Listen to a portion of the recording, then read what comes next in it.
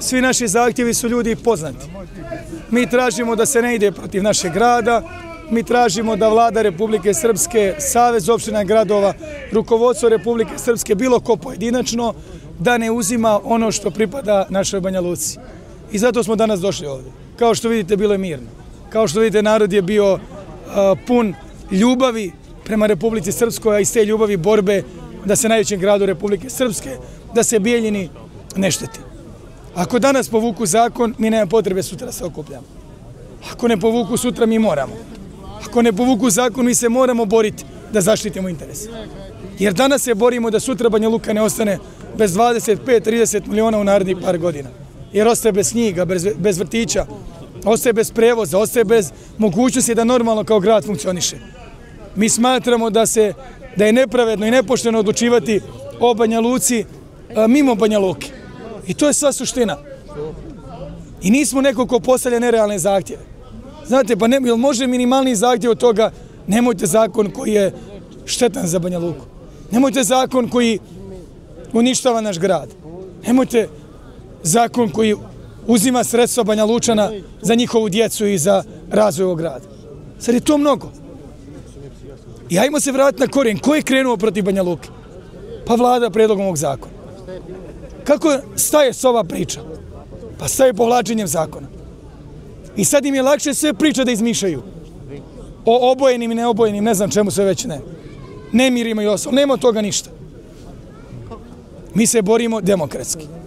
I sve im je lakše to da izmišljaju neke priče nego da povuku se pred sumanutom i lošom odlukom.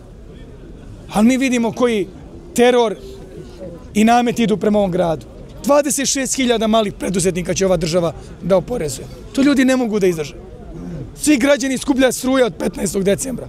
Evo vidjet ćemo šta će po tom pitanju dati. To je nemoguće da živi u ovakvim uslovima. Dok oni broje milione, sa 56, sa 77 miliona, naši građani broje svaku marku. I onu za struju, i onu koju uzmu od Banja Luke, kao i onu koju će plaćati, nažalost, kroz veći porez na dohodak ili veće doprinose i sve drugo. Čuli ste naš jedan zahtjev, povući se zakon. Sutra u 8 časova, to nisam rekao ovdje, sutra u 8 časova načelnici opština, od Gacka, Testića, Šamca, Istočne Liđe, mnogih drugih, Kotor Varoš, sada koga sam sve rekao, koga Bijeljine. Sutra u 8 časova sastanak kod mene u gradskoj upravi, zajedno ćemo se pripremiti za sastanak u 9 časova i ja mogu biti do 5 do 10, to odmah da znaju. Ja ću doći pred svoj narod u 10 koji će okupiti pred Skupštine Republike Srpske, tamo kod fontane gdje već se može.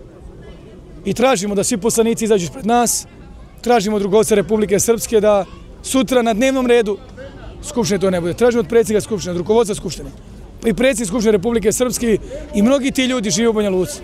Ne mogu da vjerujem da je njihov interes da se stave na dnevni red i da opustoše i da otimaju od svog grada.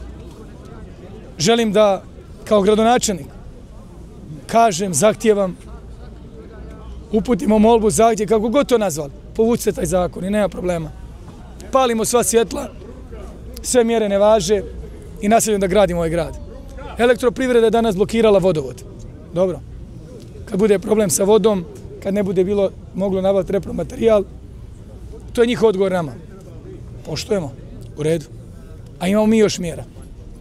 Ali, nek se sve vrati na staro.